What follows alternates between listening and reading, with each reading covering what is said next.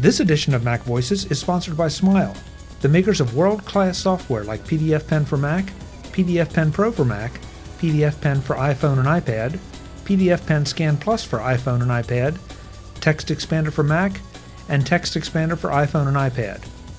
Learn more about all their great products at smilesoftware.com. And by MacVoices Magazine, our free Flipboard magazine that brings you some of the best Mac, iPhone, and iPad productivity tips on the web.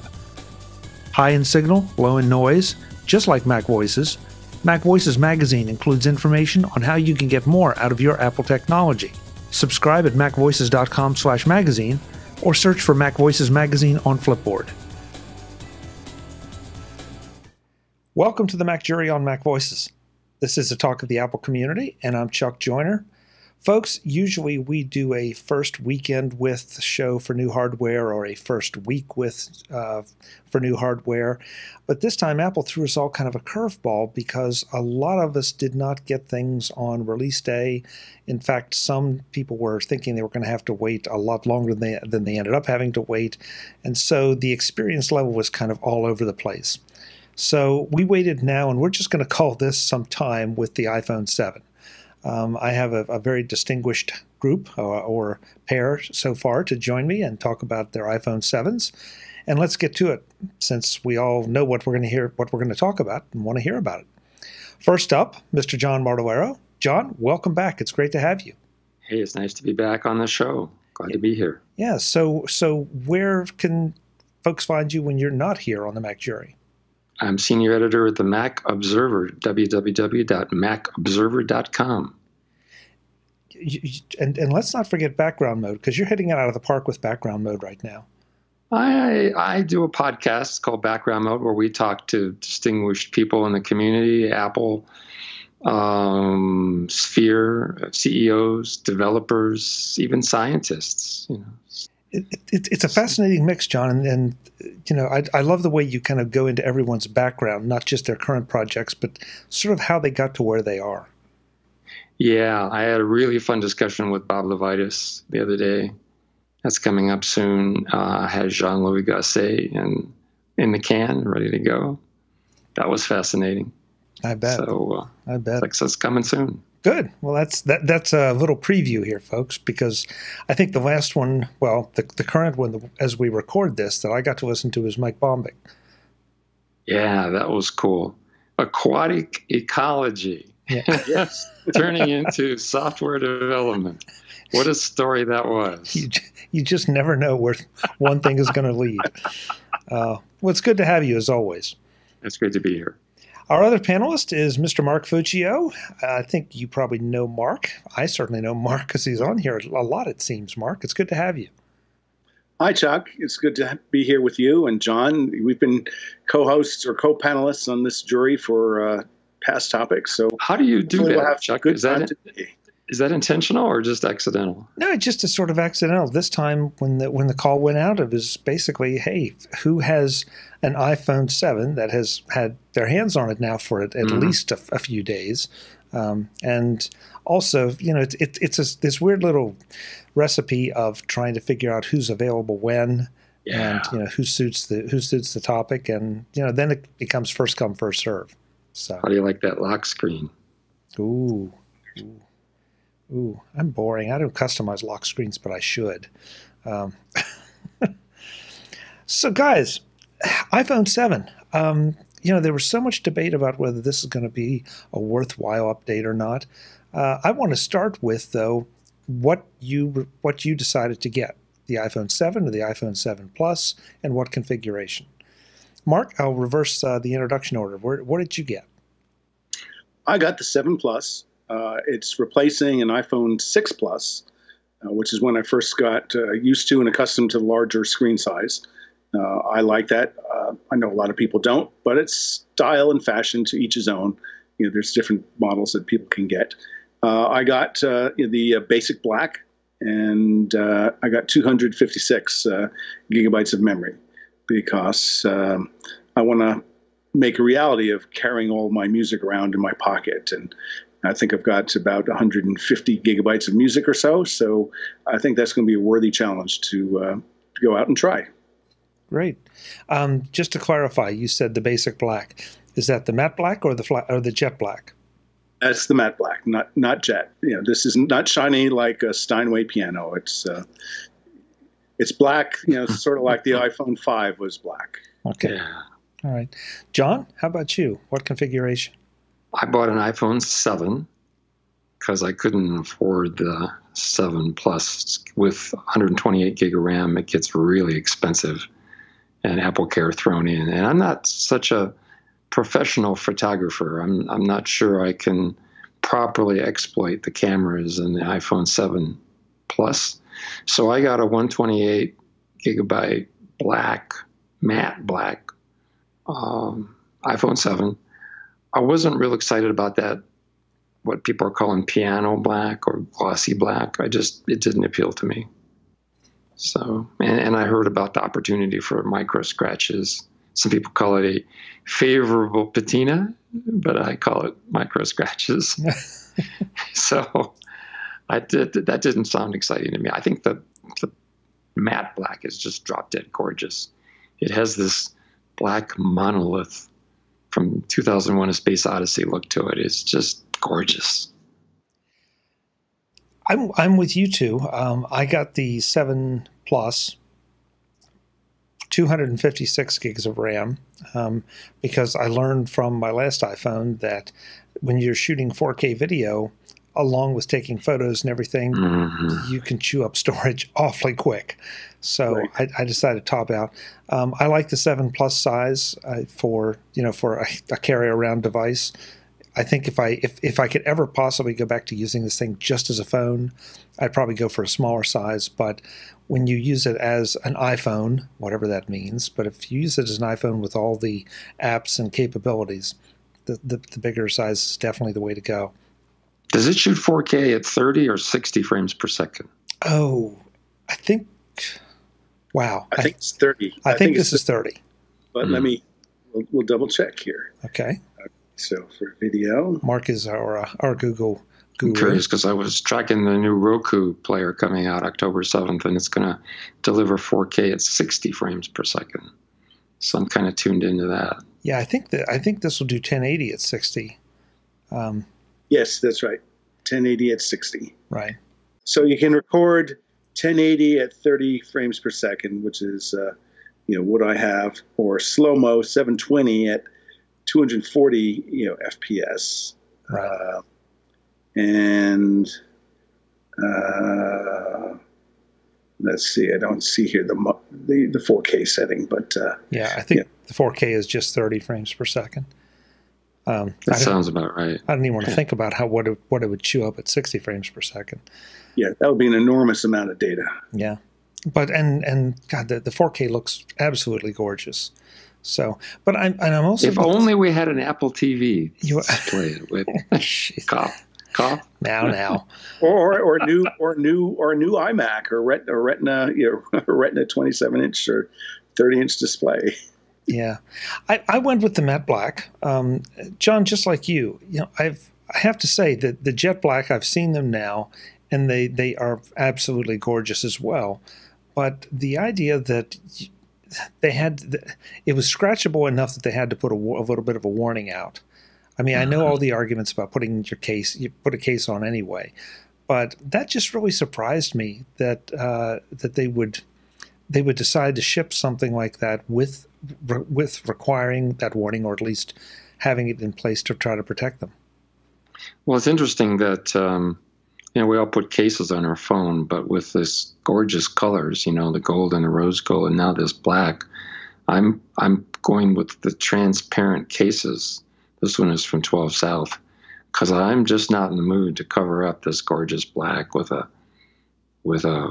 thick, non-transparent case. Even if it has a aperture for the Apple logo, that doesn't cut it. So that's something I'm focusing on this year, because I just want to keep that glorious black shining through. This is going to seem like a strange place to go right off the bat, but Mark, what are you doing about cases?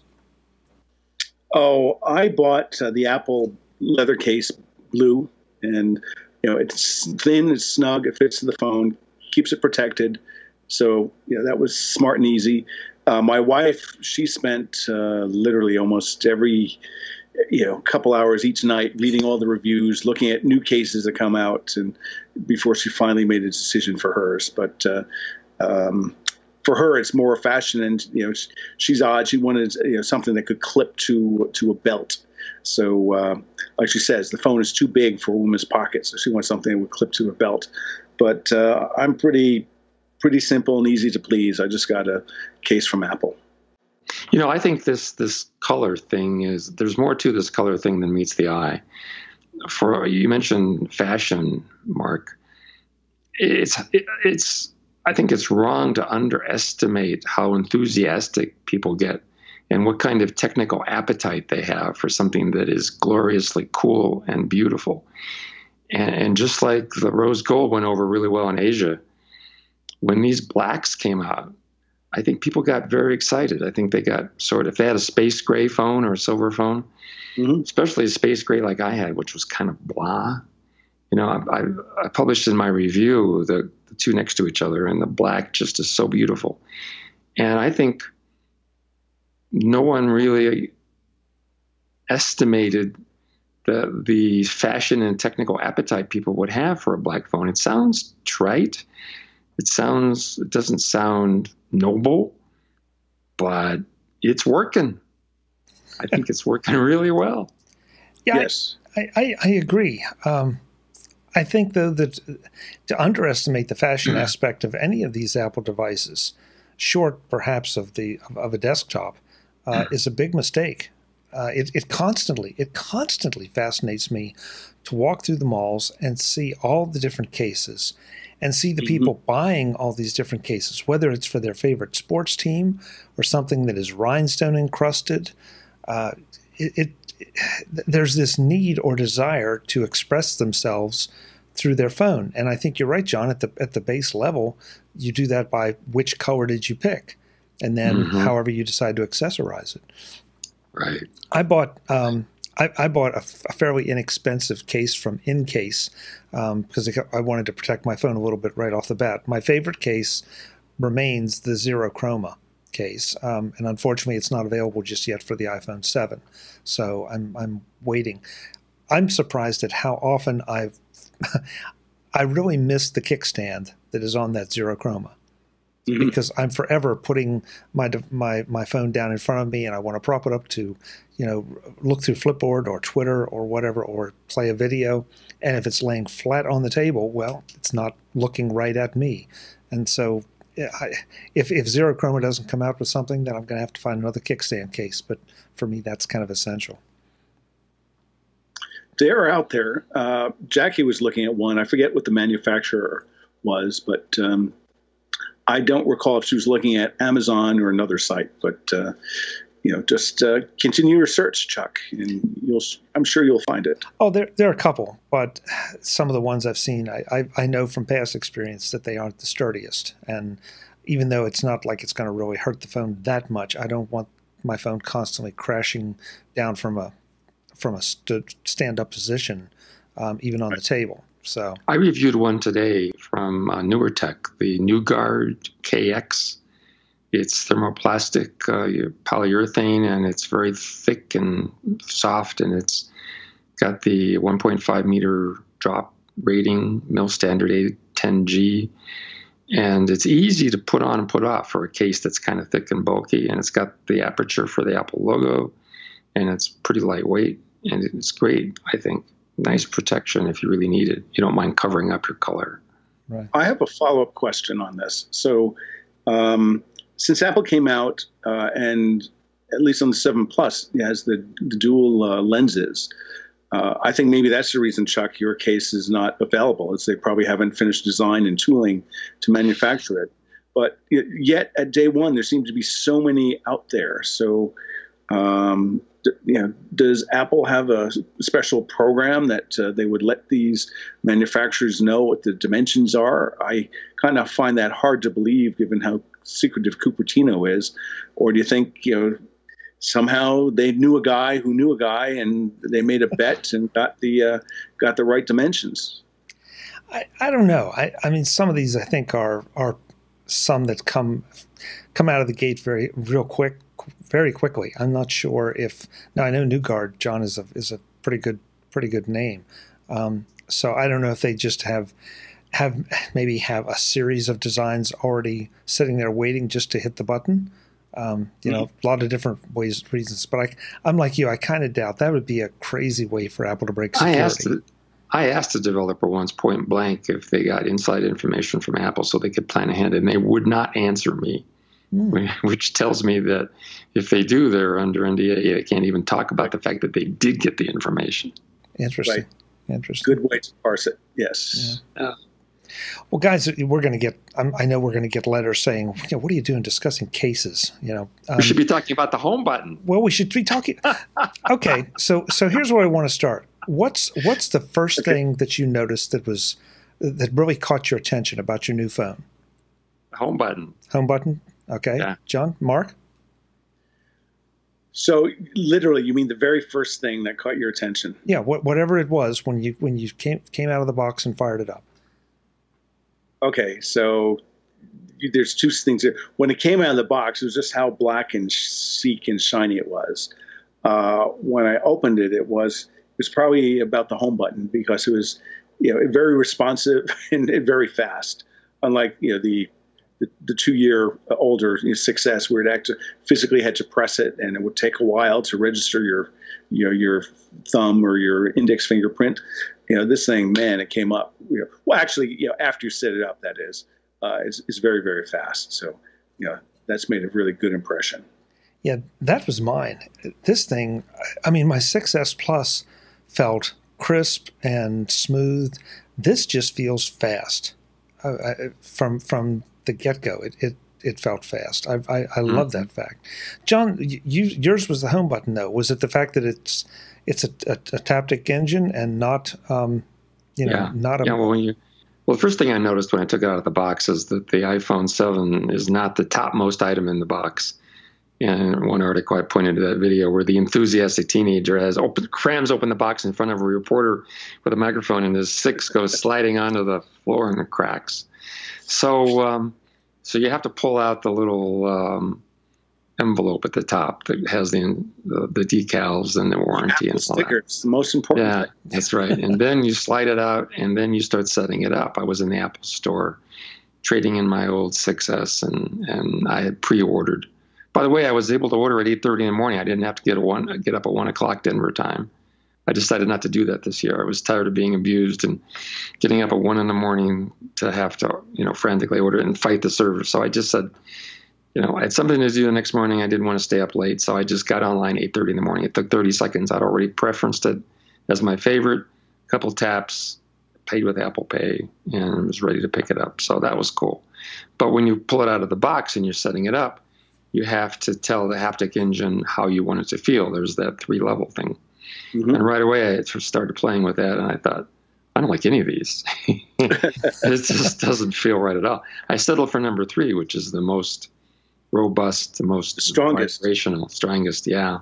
And I'm still getting used to it. I play with my wife's 6S from time to time, or do an update or something, and I go, wow, this is nice.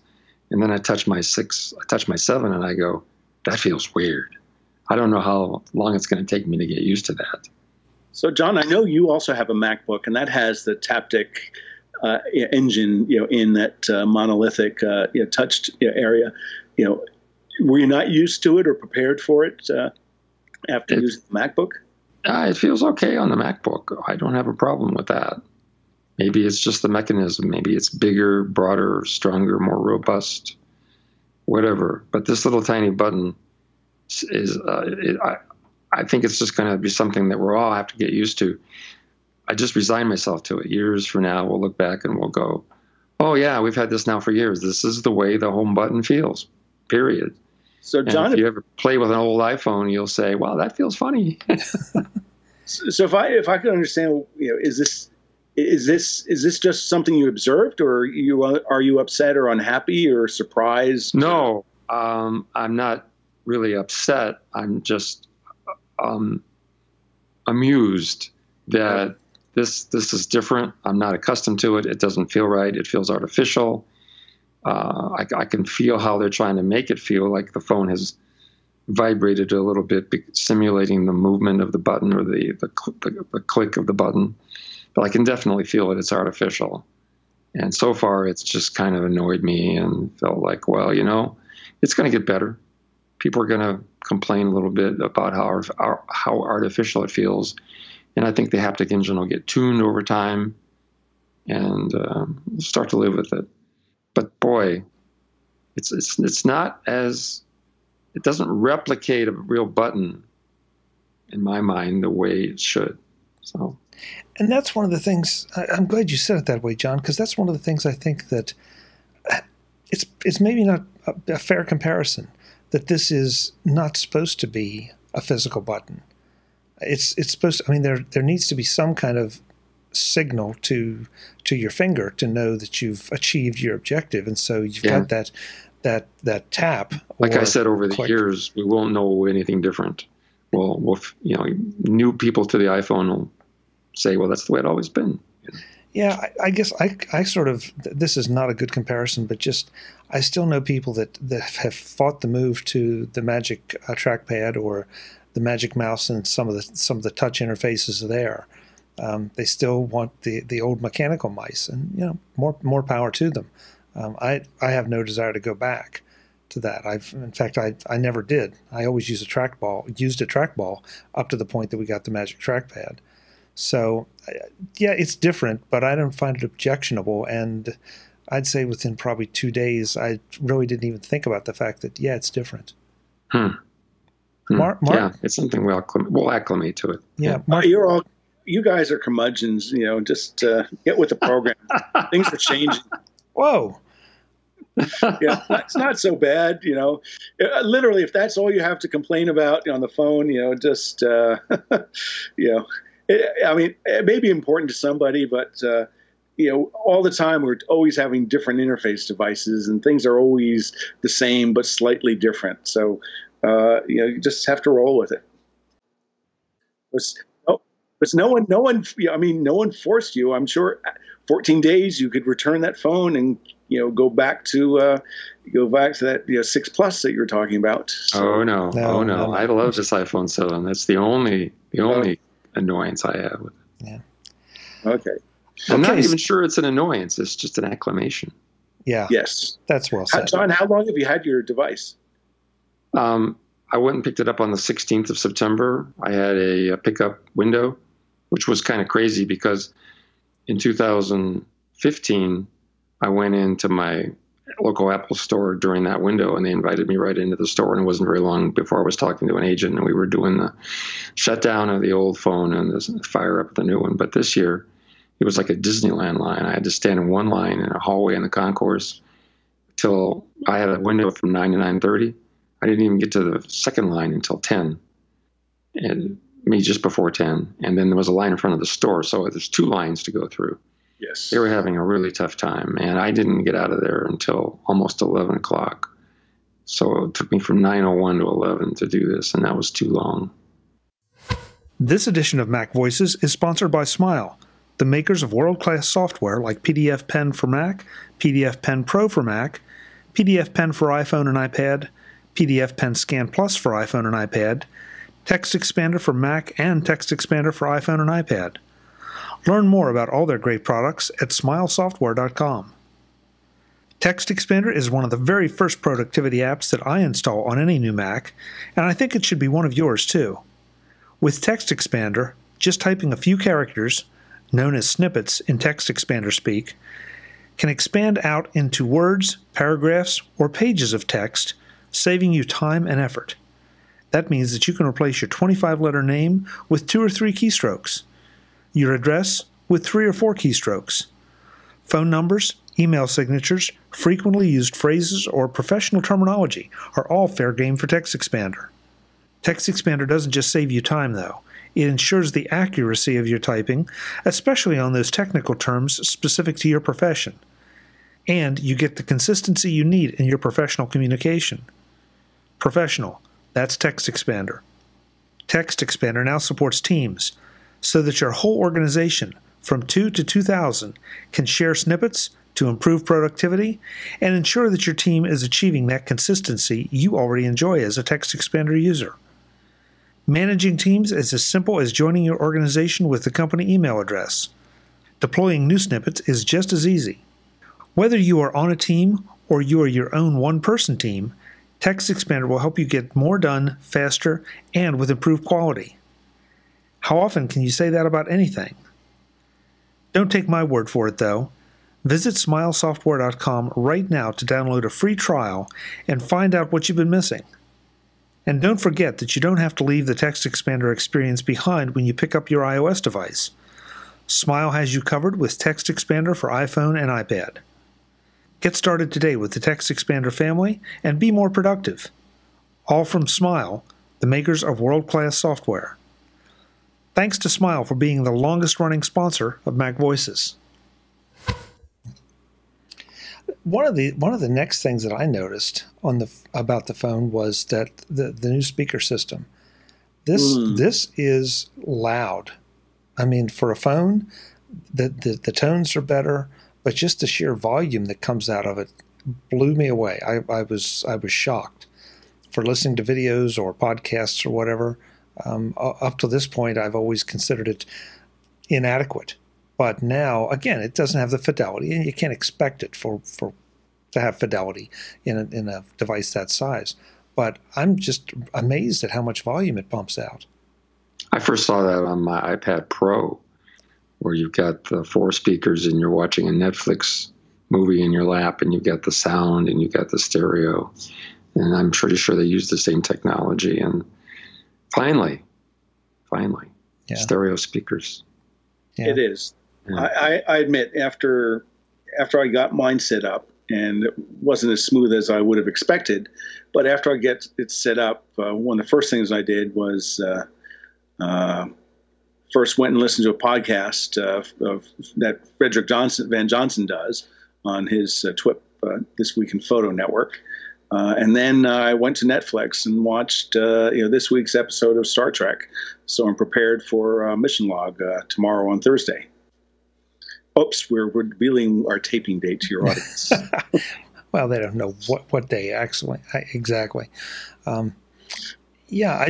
Mark, I've got to dive into that a little bit. You say that your setup didn't go quite as smoothly? Yes. So I received the phone about 5 to 4 Wednesday a week ago, and I had the old phone backed up, et cetera, et cetera, et cetera. So I went in and followed their instructions and moved the thing and then moved the SIM over.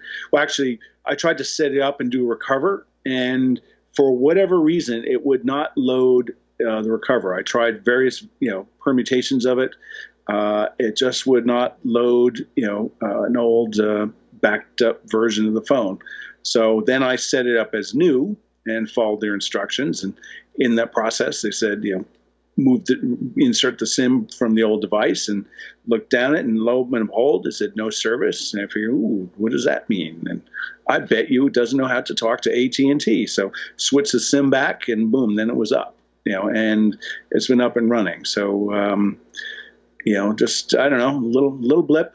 I'm sure Cred Figure doesn't have that problem because, they have great products there and great executive IT support. But out here, it was shocking, that, on their site, they say explicitly transfer the SIM, and you do it, and it doesn't work. So somewhere it's miscommunicated that when you buy it, as part of the purchase process, they identify what the number is and the carrier, et cetera. I guess they send it out already pre-programmed. That sounds vaguely familiar because, this is ancient history, but when I upgraded to the iPhone 4, I upgraded myself, had no problem. The 5 and then the 6 Plus, I went to an Apple store and bought it, and they just transferred things, and it just worked. So I figured this time, how difficult could it be? But anyway, yes. At this point, it's water under the bridge, and people don't remember pain. So we have a great new device to work and use, and it just had a little bit of a hiccup in the setup process. And for all I know, some of it could be a user error, pilot error on my part. John, you said you got yours. You went to the Apple Store to get yours. What was your transfer process like? Well, I back it up to iTunes on my iMac, and then I took the old phone in to the store with me, and we went through the process of the master reset. When I ordered the phone online, I entered my phone number, identified myself as AT&T customer, and gave me all that stuff. And as the sales agent described it to me, is when we deactivate the old phone, it drops off the network. And as soon as we activate the new phone, or she activates it, they have an AT&T microcell, I guess, in the store, and you can get right onto the network and verify, do a test phone call.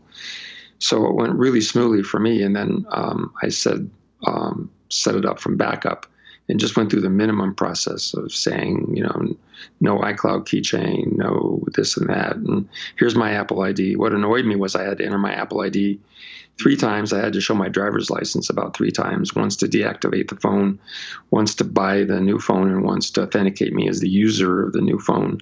So that was one of the reasons why it took so long. And then when I got home, I restored from the success backup, and I was up. Everything was perfect. Went nice. Yeah, I did the same thing. I restored, I backed up to my MacBook Pro, but I didn't go to the store. I just got my iPhone, and it was a pretty simple process. Once I fired it up and did the restore, it's like, okay, do you want to activate this phone? And as soon as I did, my old phone dropped off the network, and the new one came right up. Mm-hmm. Now, to be fair, I was moving. I had paid off my AT&T contract and was going over to the Apple upgrade program.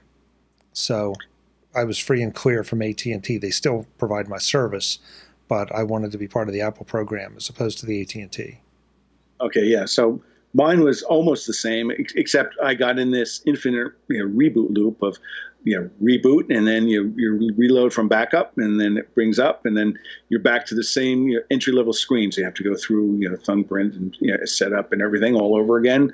It goes in, reboots, and then, but who knows why that happened? But once I installed it as a new phone, then I was able to do a backup, and it stuck, and I was able to get all my stuff back. I attribute this to the excellence of iTunes 12. Yes. Okay, we're not going down that path, guys. We won't come back. Did you just lose your? Did you just get an explicit rating there, Chuck? No, any obscenities uttered will be edited out. I promise. So it sounds like most of us have had a week, give or take, with the phone. Again, overall impressions. I mean, I love it. It's, as I said before, it's fast. I'm really intrigued at how fast it is. My Bluetooth connectivity to my earpiece and to my Bluetooth speakers that I have scattered all over the house seems to be just a touch slower, and I can't decide if that's just me imprinting on things or if it's the idea that everything else seems so fast. I think that should be faster. But at the same time, it's been rock solid, so I have no complaints about it. Anybody else seen any strangeness there? No, it jumped onto my Wi-Fi network immediately.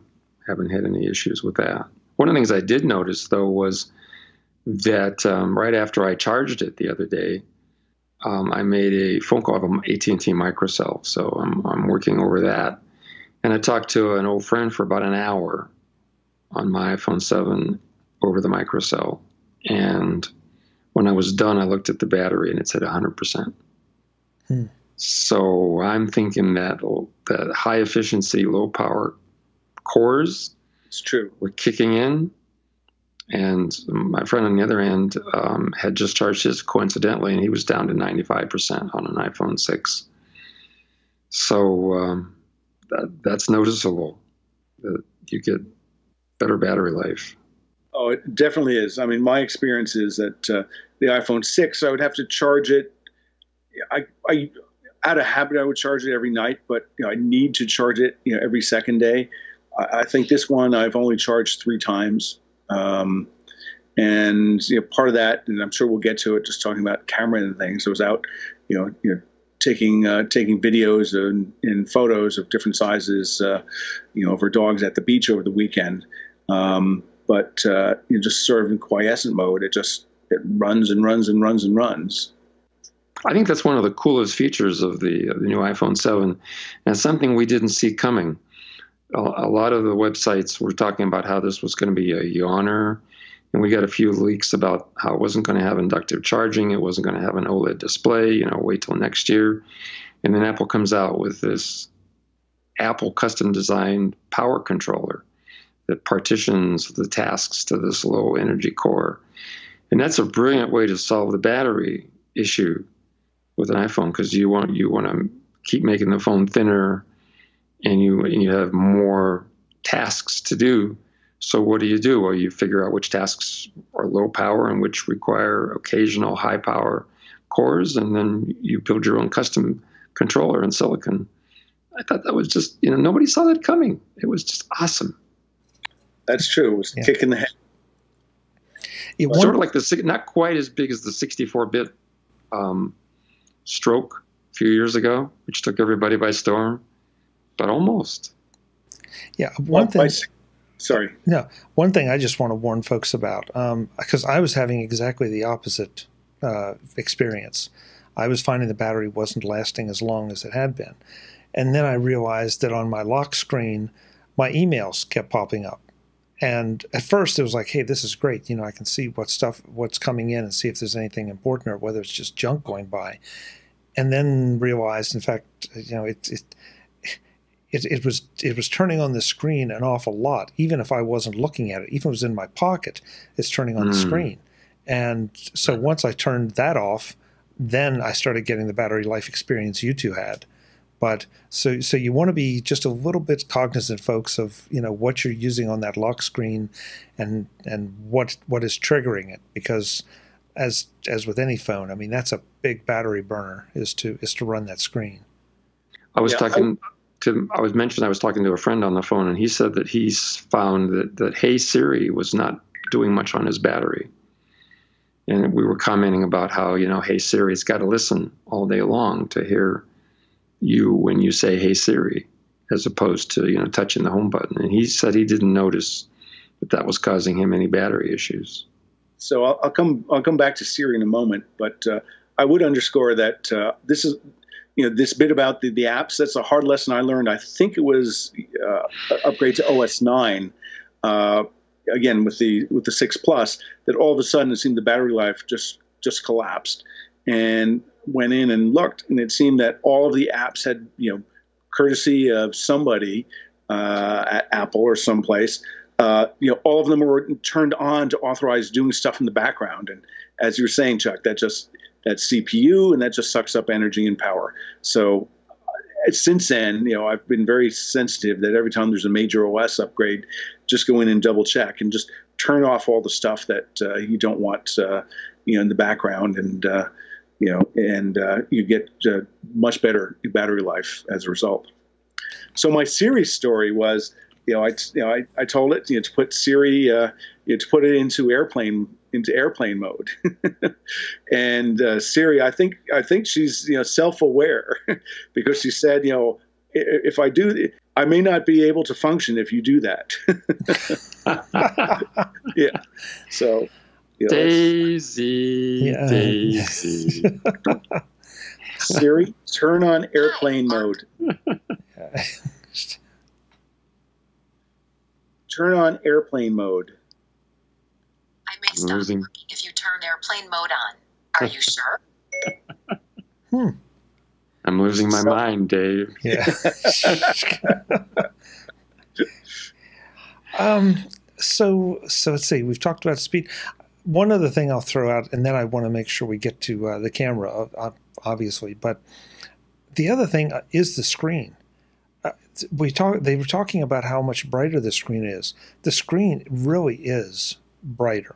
I mean, side by side with the 6S Plus, again, I was blown away because it looks so good. The colors are so rich, but just the sheer brightness of it is so much easier to read, even in full daylight. has been my experience. I don't know about you two, but I love it. I haven't had a chance to test that yet. It does look crisper to me for some reason. I don't have my brightness cranked up very much. Yeah, I don't know what words you would use. Crisper, brighter, but it seems more theatric because, again, my first experience watching an episode of Star Trek is, really bright and dynamic. I was thinking, gee, this could really be a device that you watch your movies on, because I have a trip back to the East Coast coming up in October. That this could be a small device that with the earbuds in, this would be a perfect entertainment machine.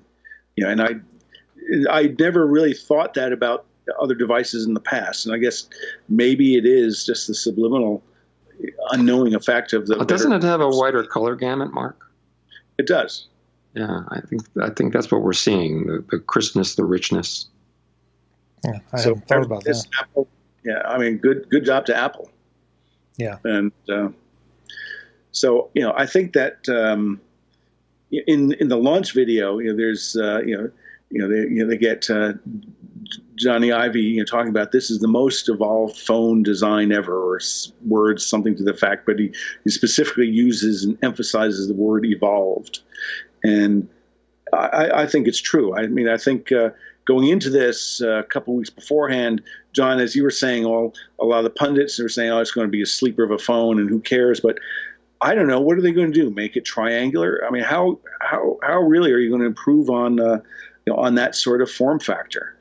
So I think maybe there is a platonic ideal of what an ideal cell or pocket computer looks like, and I think the iPhone is pretty darn close to it. Well, I was talking with Jeff Gamet this morning. He does a daily observations podcast, and I predicted that in about 5 or 7 years, we're going to start moving away from a display. We'll go through evolution, either OLED or micro LED, and then finally we'll get to the point where, could be carrying around the hardware in our pocket, but Apple will figure out some ingenious way of projecting the image floating in space in front of us, whether we're wearing glasses. I'm not saying Google Glass, but maybe some sort of pendant, or maybe some sort of earring, or something that has optically, or maybe an RF interface to your optic nerve, where you can decode the optic nerve and send an RF signal, and then in your visual field you see what you're supposed to see instead of having to look at a device.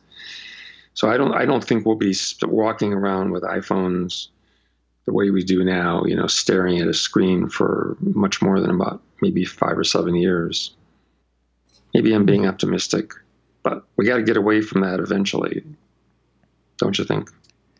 I agree with the direction. I don't want to make a prediction on time, but I do think you are being a little optimistic.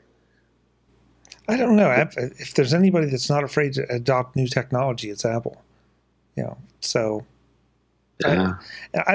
There's so many questions, and again, that could be a whole show right there, just about the privacy issues, the security issues, all of those things, and how you do it.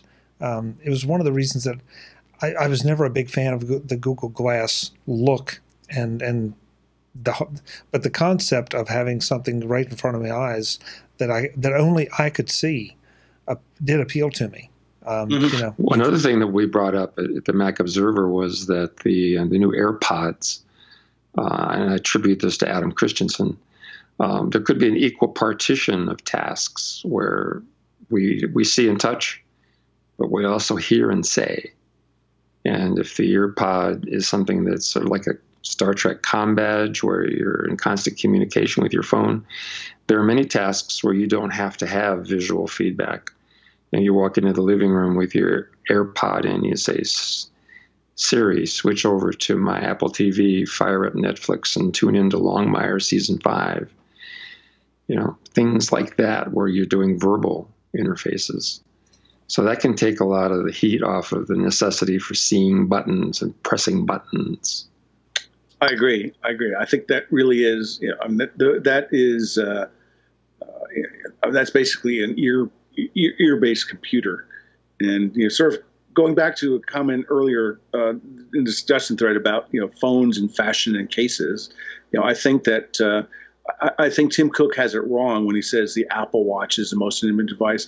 I think that's bunk. I think it's really the phone which is the most personal device that they make, and the watch is just an accessory to the phone. Just think about all the type of information and different ways people use it. The phone, that is. I think that is I think that's why there's such a demand for cases and styles. Is people see it as an extension of themselves in many ways, and thus they want to express and show themselves differently. Yeah, but I think what Tim was referring to when he said intimate was my iPhone doesn't know what my heartbeat is, and my watch does know my heartbeat. So that's a certain level of intimacy, and I think in time, the Apple Watch is going to get better with FDA approval on things like measuring the resistance of your skin, maybe inferring what your blood sugar might be, being able to do other indirect tests of your physiology that the phone, which is not in contact with you, can't get to. What do you think? I certainly see the vision. I actually, that's part of the reason I was a little disappointed with, I guess now what they're calling, I don't know if this is by Series 0 by implication, their first generation, their phone. I would have expected to have a little bit more in terms of biometric sensors and things, but clearly I think that is the appropriate direction that they need to go to. Well, the blood sugar part is hard because typically it's invasive and you have to prick the skin. But I read an article in Scientific American a few months ago about how researchers have figured out how to measure your blood sugar level by the perspiration, and so you might imagine that the watch, which is a little warm, might be able to, with the lacers in there, be able to warm up a section of your skin, get the perspiration, and then get at the blood sugar. But the problem is the calibration.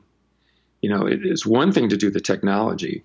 It's another thing to be able to do it accurately and reliably. And you see that from people who say, well, my watch doesn't give me the same heartbeat as my Fitbit. Which one is wrong? So there's a lot of calibration to do. Yeah, that's true. Yeah. But then, again, there are always sorts of measurement, and that's why ultimately they need to, they need to measure over time and be able to build a more accurate profile or understanding of what that individual is, and check it. Because I think again, going through the whole unpairing the Apple Watch and repairing, there was this prompt of to increase accuracy, blah blah blah blah blah, and pair it with the iPhone. So. I think Apple is aware of that, and it takes time to improve some of these devices. So, but again, I think it goes back to ultimately what is your definition of intimacy. I'll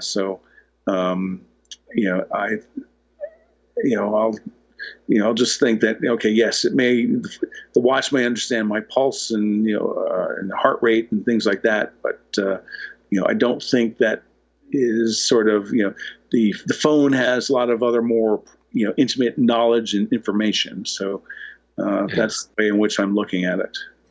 Hey, Chuck. Yeah. You're not going to let us get out of here without talking about the 3.5 millimeter headphone jack, are you? No. In fact, I want to pull us back because we're doing a lot of speculation. Let's get back to what we have instead of what's coming.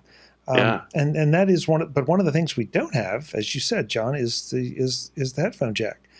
Do any of you care? Does it make a difference? Not really. Put the adapter on my favorite headphones and don't even think of it.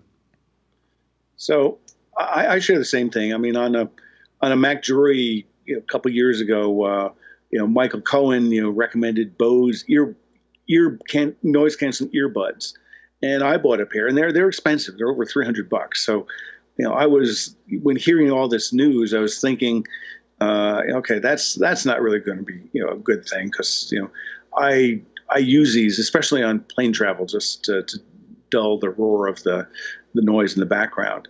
And the fact that they included the adapter cable, had they not done it, to me that just would have been it's just like a paper cut. It's not fatal, but it hurts like hell. And I think Apple learned the thing about the 30-pin connector to Lightning a couple years ago, and the fact that they included it, and it's obviously low cost because the retail $9. Yes. Yeah. Buy a second one. Yeah. No, Yeah. Put one on each of your 2 favorite headphones. Right. And so be I done. think, exactly. Be done with it. I mean, other than that, I think, okay, it's, who cares? I think that's less of an issue than, getting rid of the DVD drive and, in Mac Minis and Macs and things like that. Yeah. When the first came out, I wasn't sure how I felt about it. And then I really thought about how I used my iPhone and realized that it's a very rare occasion that I plug something into my iPhone. If I'm talking on it, I'm using a Bluetooth earpiece in one ear, no cables. If I'm listening to music with it, usually it's through a Bluetooth speaker and not through headphones. So again, no cable. The only place that I really can think of that I consistently plug my phone in, Mark, to your point, is noise canceling earphones on a plane, and the adapter solves that problem. And so it's been interesting to watch the furor over that. And once the phone came out, my perception is it's just died down and almost all but gone away. Because as Jean-Louis Gasset explained it in his Monday note, there's money to be made by a business model that agitates and complains about Apple's decisions because that winds people up. Apple made an invitation. They said, we're going to go wireless. Join us. And everybody made a decision. Are you going to whine about it, or are you going to enjoy and join Apple at the party? Right. Yeah. Yeah, I agree. I mean, so again, it's all voluntary. I mean, we joke here, right, about some of the things we don't like, but I mean, it is a very refined device, and just think about it. That also getting rid of that phone is, there's been different coverage. Some objective, some humorous about, where that phone used to be, we have this other thing that looks like a speaker, but there's no speaker. They have that sort of pressure baffle. That leads to what people wanted, right? A waterproof device. So they're all trade-offs that have to be made. And certainly you can take anything and spin into a provocative headline and hope somebody is dumb enough to click on it. Oh, sorry. Have you noticed that all the iPhone 7 cases have an aperture over each one of the speaker ports on the bottom? Mm-hmm. Because if you decided to get too clever and cover up the one that isn't a speaker, then your customers would scream and complain, right? Right. Yeah. So you have to sort of play along. I think they were really brilliant at putting both the Lightning headphones and the adapter in the box. Yes. I don't think that'll happen next generation. I don't think the adapter will be there.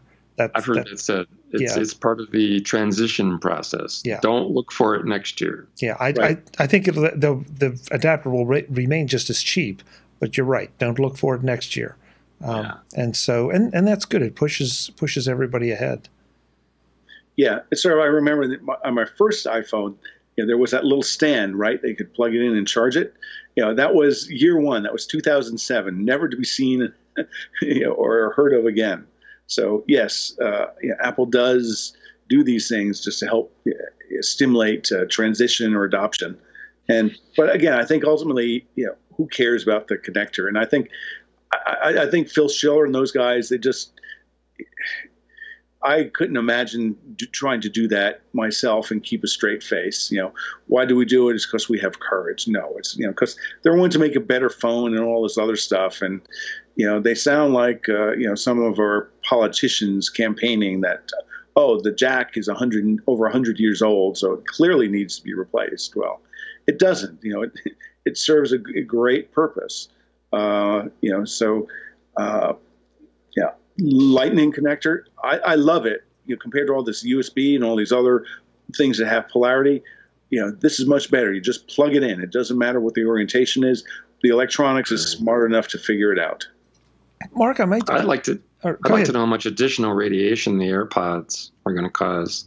We have Wi-Fi in the office. I have a microcell. We have, the phone radiating Bluetooth, all our devices are radiating Bluetooth, and now we're going to have this other thing in our ear more often than we had before, maybe. And so all of a sudden the radiation environments start bumping up. I've seen some concerns about that, but nobody's done any quantitative analysis of it. But it's something in the back of my head. Yeah. Mark, I might take issue with what you said. There's the clip of Steve Jobs at the D conference using the courage phrase, but explaining it, frankly, a lot better, I think, than Phil did.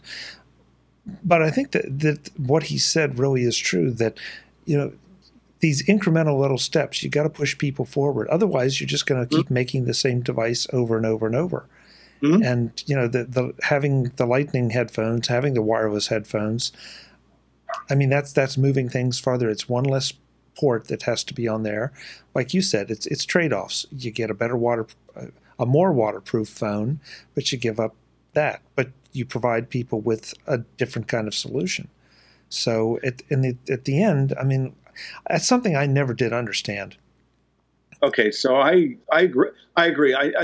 I'm just speaking narrowly, about sort of this stage, what I thought was a self-serving, we're doing it because we have courage comment, instead of we're doing it because we will be able to make a much better device that can do all these other things that you want. I don't think he really fully elaborated on it. That's the sort of smugness that that I specifically want to laser beam on. That I think was a little disappointing. Well, I read that as his response, as an executive response to all the back pressure, all the articles that were written about how this is abusive and this is stupid, and we've got billions of devices with this jack, and this is institutional. And I'm sure Apple had some misgivings about, what the consumer reaction to this would be. And I'm sure they did some quiet surveys. But I think what Phil wasn't boasting about how courageous he or Apple is. I think he was sort of punctuating that we read all the pushback. We read all your articles. We read the hysteria. We read about how this is insanely abusive by Apple. But we're going to move forward technically. And that's where a little bit of courage comes in to move us forward. That's how I read it. Okay, well, we just go back and rewatch that section of the event and look at it, with the benefit of hindsight. Yeah, and now that we have these devices in our hands, again, the tempest in a teapot seems to have all but disappeared. I use that exact phrase. Right? Yeah, it's it was fascinating. I mean, it's one of the places where I get annoyed at the Mac web with all these pundits, self-appointed pundits, talking about how the sky is falling, instead of waiting until it comes out, trying it. Then if you can make a case for the sky falling, great. But if not, then just go plug your Lightning headphones in and go. Have you noticed that the sky is always falling from authors you've never heard of? You don't hear Dan Morin or Jason Snell or Johnny Evans or Rene Ritchie talking about how this is terrible. It's always some guy at some news site that's writing the article, and you go, "Who is this fellow or this woman?" Yeah. Well, guys, yeah, that's true. Before we get out of here, I'm just looking at the time, and we're starting to run a bit short. The camera was one of the biggest features of this new phone. And so I'm kind of anxious to hear how you felt about it. I know I took it out for a spin the first weekend, was trying some things. The video is gorgeous. The ability to have that second lens, with the 2x, is fabulous, because now I don't feel like I'm using the digital zoom, which I'm not, to any significant degree, and yet I'm able to get up closer to a subject. So I love this idea, and frankly, I can't wait to see what they do with the next iteration, because they're bound to improve it. But for this iteration, it's just a whole new world for me. John, did you play with that? Is the camera a big thing for you? I haven't had time to. No, that's why I bought the 7, was because I didn't feel like I could properly exploit those two camera lenses, and it would take a lot of time. I'm not an expert. I'm just a casual photographer, but I do have my wife's success, and one of my wishes is to, do some side-by-side comparisons. But there's been so much of that on the internet where people have compared, and clearly the iPhone 7 has a sharper lens. It's faster, has the lower light capability. It does better in the reds. The A10 processor can do more image processing. But it's one of those things where I've looked at the images on the internet and I say, yeah, I can see the difference. I'm not going to do the testing myself. I have to move on. Mark, you're a bit more of a photography hound. What have you experienced? Okay, so I would preface this by saying that it was the innovation in the camera that led me to buy the device, because other things, my iPhone 6 was fast enough, had good enough battery life. Look at that at the cost of a new device. What do I really get that will be beneficial?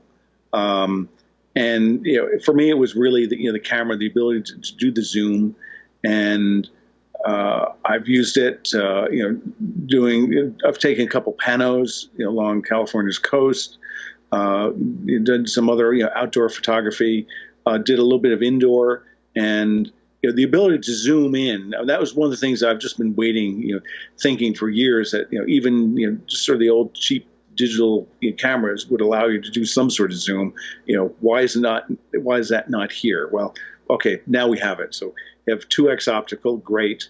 That gives you great image quality, and then you can pop up and you get the ring, so you can zoom up to 10x if it's a still photo, or 6x if it's video, and that allows you really, if you're focusing in on something at a distance, that you can shoot it and frame it right there, instead of having to sort of do it as a post process. So that's something I've really enjoyed and appreciated. And given that we have long vacation coming up at the end of the year, that's again part of the reason why I appreciate ability to have better photos and the ability to have more storage space. So for me, it was just a very beneficial experience, and I'd be curious to see if people can define sort of what at mass, whatever the trigger factor is for other people to upgrade. Was it the ability to get jet black styling, or the phone? Or the camera quality? Because I think in many ways Apple updated this device in so many different dimensions. But speaking for me, it was the phone. Sorry, it was the phone's camera that was the trigger to purchase it. There was a number that interested me when Phil introduced that camera, and that was 100 billion operations in 25 milliseconds. That works out to be 4 teraflops. He said that's supercomputing power. Well, not quite. Maybe 10 or 12 years ago, that was a supercomputer, but not today. But 4 teraflops, still pretty nice. Pretty impressive. Yep. Yeah. In a phone dedicated to a phone, 4 teraflops. Just to processing photos. Yeah. Yeah. Yeah. So at the end of the day, is this an upgrade that you would recommend for folks upgrading from, say, a 5, a 6, a 6S? Oh, yeah. A whole is more than the sum of the parts for me. Okay. 5 definitely, 6 definitely. 6S don't have direct experience with it, so that might be, maybe not. But I think it shows that if you track every second generation, it will be a dramatic upgrade to the device that you have. So, I think that's history has shown that, and I think for the next bunch of years, that will be a logical sort of buying advice going forward. Unless there are people like you, Chuck, who have to have every phone, every generation in order to report it to your listeners and viewers. Well, you know what, Mark? It's funny you say that. I was at a conference for the 2 days before I got my iPhone, and there were people there, executives with a variety of iPhones. I think the lowest one was a 5 that anybody would admit to. And I got to thinking a lot about just what the upgrade experience would be like. And yeah, this was supposed to be a ho-hum upgrade, and I found it to be anything but. I guess because of the speed. If you have any interest in the camera, it makes a big difference to have that extra lens and that extra capability. For media consumption, as you said, Mark, it's a much better experience. Just overall, it's a great phone. I'm not sure that I'm not sure that there has been a marginal iPhone upgrade. I know that for a while we were kind of suckered into the 2-year cycle because up before the iPhone that made sense. But now I love these plans that you can get from AT&T and from Apple and from others, where you'll get a new phone every year. Because I really think that if you use the phone as much as I think you do, and at least as much as I do, those upgrades are absolutely worth it. It's something to think about if you want to flow with the technology. It's not a question of saying, well, these are incremental upgrades, I don't need it. The question is, do you want to be a player in the most important device in our lives? Do you want to sort of learn as you go, or do you want to just sort of, fall behind and say, well, it makes phone calls, it's good enough? Or do you really want to, play with that camera and exploit that speed and use the technologies that Apple gives us? And that's a conscious decision to say, I want to be on the bandwagon. I want to be a partner with Apple in this most important device of our lifetime. That's the way I view it. That's pretty good, John. I guess I don't see it as the need to have the latest and greatest on everything. It's a question for me of, is this something that's really going to make a difference? Can it save me time? Can it let me do something I couldn't do before, or let me do something I could do before better? And the last few iterations of the iPhone, and for that matter, the iPad, have really done that. There was a time that the iPad mini upgrades weren't making that much of a difference, and so I wasn't doing them. And we'll see what the next round is like. But there's been something significant to each one, and I think the iPhone 7 is right in there pitching with it. Yeah, I agree. I would have bought it in any case, whether I was a writer or not, just because it's got so many little improvements that make life better for you. I noticed right away the web pages just snap. It feels like my iPad Pro in that regard. Yes. Yeah. So I agree with you, John. I mean, you put it in a very interesting way about just partner with Apple and you move forward, because I've been guilty of buying every generation of MacBook Air, jump into the new MacBook. So those have been, each one is each one is marginally different, but you see that there are big differences. And really, just what you've been talking, I've been introspecting that on the phone, I've been tied to sort of the tyranny of of the carrier 2-year upgrade cycle. This year, for the first time, I looked at Apple's program, and I realized that there's zero financing cost. Literally, they take the price of that device, add in Apple Care, divide it by 24, and that's how much you pay each month, which is basically sort of what it would work out to. Actually, that's even less than what it would be if you go back and redo the finances of what you pay up front, and then what the additional per month fee is to AT&T based on the amount of discount they would give you if you had a device. So I think this is genius, and I know that a year from now I'm certain to go online at 12:01 here in California and buy the next phone, because that's going to be crazy next year. The iPhone 8, the 10th, if they call it that. There won't be a 7S. It'll be the iPhone 8. It'll be the 10th anniversary phone. Right. It may have inductive charging. It may have a ceramic case. It may have an OLED or micro LED display. It's going to be really crazy. I mean, that phone's going to be off the charts. But yes, this one's going to be pretty cool for a while. Absolutely. Exactly.